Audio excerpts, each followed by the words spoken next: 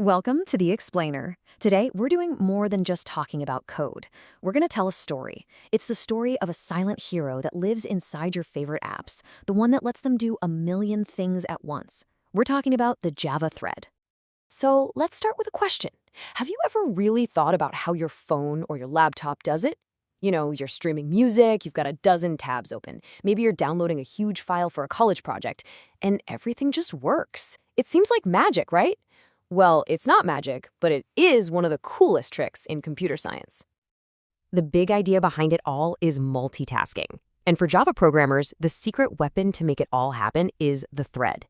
Think of it as giving your single program multiple hands, or maybe multiple brains, letting it become way faster, more responsive, and just a whole lot smarter.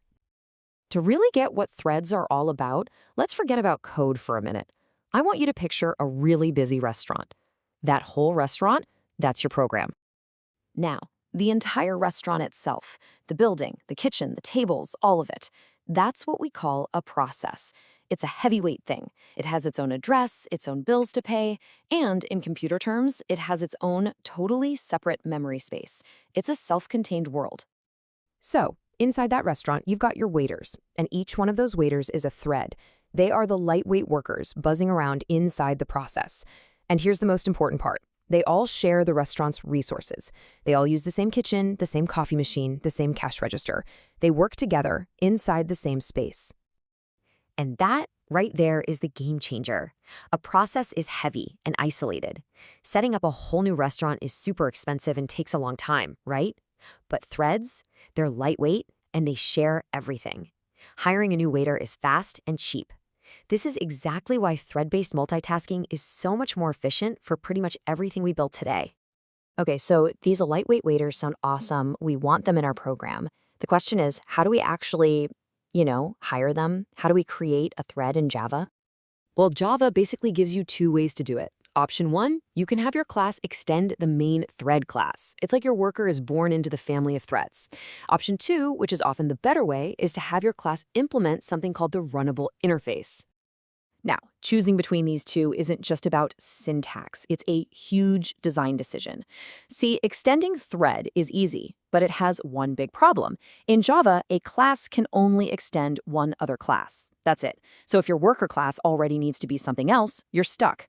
Implementing runnable is way more flexible. It lets you separate the task from the worker doing the task, which, trust me, is a much cleaner way to design your software. All right, so our worker thread is hired. But it's not like they just start working and never stop.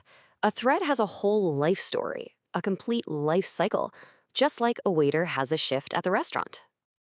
So, let's follow along. First, it's born, it's in the new state. It exists, but it's not doing anything yet. Then, when you call its special start method, it becomes runnable. It's clocked in, ready for the CPU to give it some work. Along the way, it might have to pause. Maybe it's waiting for something to happen. And then finally, when its task is complete, it enters the terminated state, shifts over, time to go home. Okay, so having dozens of these waiters, these threads, running around sounds great for efficiency. But you can probably guess the problem, right? It could get messy. You could have waiters bumping into each other, dropping trays, pure chaos. And believe me, it's the exact same for threads. So one way we can manage them is by setting priorities. You can tell the system, hey, this thread is really important, like a waiter serving the VIP table. Try to run it first. You can set it from minimum to maximum priority. But, and this is super important, it's just a suggestion to the system. It's not a guarantee. But priorities don't solve the biggest problem. What happens when 2 or 10 or 100 threads all need to use the exact same resource at the exact same time? Think about it. What happens when 2 waiters try to use the one and only coffee machine simultaneously? You get a disaster. And in programming, this disaster has a name, a race condition. One thread starts a task, another one jumps in and messes it up halfway through. The result? Corrupted data, weird, unpredictable behavior, and bugs that are an absolute nightmare to find and fix. It's the kind of thing that keeps programmers up at night. So how do we prevent this chaos? Well, Java gives us a magic word, synchronized.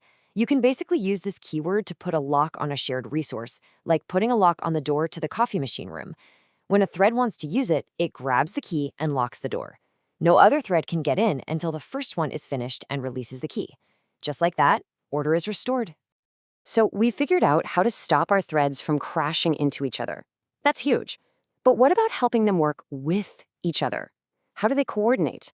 Like a chef in the kitchen needs to communicate with a waiter out on the floor. This is where we get inter-thread communication, and it's actually really elegant. Imagine a waiter thread goes to the kitchen, but the food isn't ready. Instead of constantly asking, "Is it ready yet? Is it ready yet?" which would waste a ton of energy, it just calls wait and takes a nap. Meanwhile, the chef thread finishes the dish. It then calls notify, which is like shouting, "Order up." That wakes up the waiting waiter who can now come and get the food. It's a super efficient way for them to work together. So let's just quickly recap the whole story. Threads are the lightweight, efficient waiters inside our program. They have a whole life cycle, from being new to getting terminated. To stop them from causing chaos, we use the synchronize keyword like a manager. And to help them work together, they use a secret language of wait and notify. Honestly, once you understand multithreading, it feels like you've unlocked a programming superpower. You now have the key to building faster, smarter, more responsive applications that can truly juggle everything. So the only real question left is, what are you going to build first? Thanks for joining me for this explainer.